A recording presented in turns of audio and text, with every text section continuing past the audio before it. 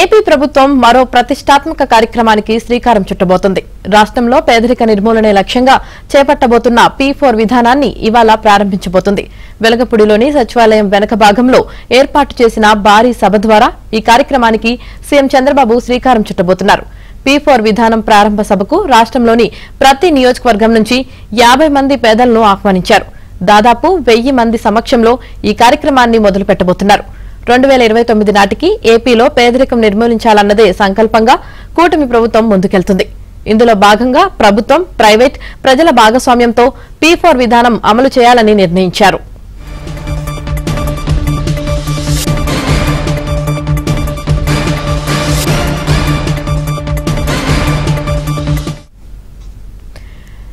AP ప్రభుత్వం మరో ప్రతిష్టాత్మక కార్యక్రమానికి శ్రీకారం చుట్టబోతుంది. రాష్ట్రంలో పేదరిక నిర్మూలన లక్ష్యంగా చేపట్టబోతున్న P4 విధానాన్ని ఇవాళ ప్రారంభించబోతున్నారు. దీనికి సంబంధించి పూర్తి సమాచారం మా ప్రతినిధి సత్య అందిస్తారు. సత్య, ప్రభుత్వము, దాతలు, ప్రజలు భాగస్వామ్యంతో P4 అనే కార్యక్రమాన్ని రాష్ట్ర ప్రభుత్వం చేపట్టబోతుంది. ఈరోజు సాయంత్రం 5 గంటలకు రాజధాని అమరావతి ప్రాంతంలో సచివాలయం వెనుకవైపు ఏర్పాటు చేసిన వేదికలో ముఖ్యమంత్రి దీన్ని ప్రారంభించబోతున్నారు. ప్రతి ఇంటికి అభివృద్ధి, ప్రతి జీవనానికి ప్రగతి అనే పోస్టర్ ను కూడా దీనికి సంబంధించి ప్రభుత్వం ఇప్పటికే విడుదల చేసింది.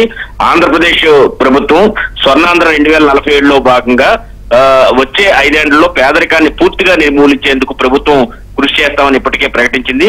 జీరో పావర్టీ P4 పాలసీ కింద దీన్ని అమలులోకి తీసుకురావాలని ముఖ్యమంత్రి గత కొన్ని రోజులుగా ప్రణాళిక శాఖకు ఆదేశాలు ఇచ్చారు. దీంతో వాళ్ళు పూర్తి స్థాయిలో ప్రణాళికలను కూడా సిద్ధం చేశారు. ఎవరైతే P4 కార్యక్రమానికి దాతలుగా ఉంటారో వారిని మార్గదర్శిగా, అదేవిధంగా P4 కార్యక్రమం ద్వారా లబ్ధి పొందుతారు ఆ కుటుంబాలు బంగారు కుటుంబంగా కూడా ఇప్పటికే ప్రభుత్వం ప్రకటించింది.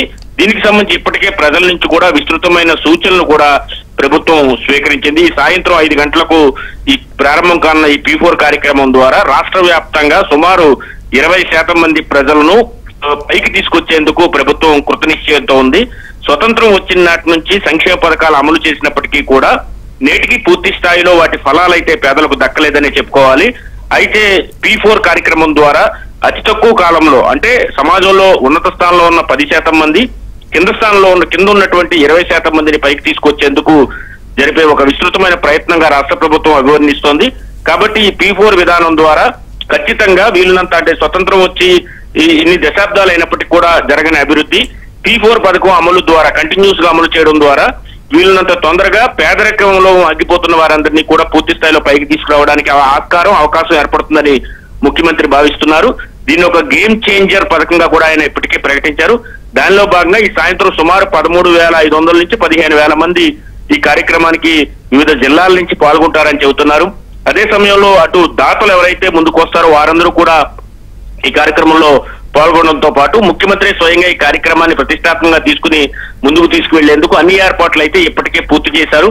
లబ్ధిదారుల గుర్తింపు కూడా చాలా పారదర్శకంగా జరగాలని ముఖ్యమంత్రి ఆదేశించిన నేపథ్యంలో దానికి అనేకమైన చర్యలు అయితే ప్రభుత్వం తీసుకున్నట్టుగా మనకు తెలుస్తోంది. ఈ సాయంత్రం ఈ కార్యక్రమం చాలా ముఖ్యమంత్రి చేతుల మీదుగా లాంఛనంగా ప్రారంభం అవడంతో పాటు వీలున్నంత ఎక్కువ మందిని, సుమారు 50 లక్షల మంది కుటుంబాలకు సంబంధించి భవిష్యత్తులో, అంటే రానున్న కాలంలో ఈ P4 ద్వారా లబ్ధి పొందించేందుకు ప్రభుత్వం అయితే కృషి చేస్తోంది.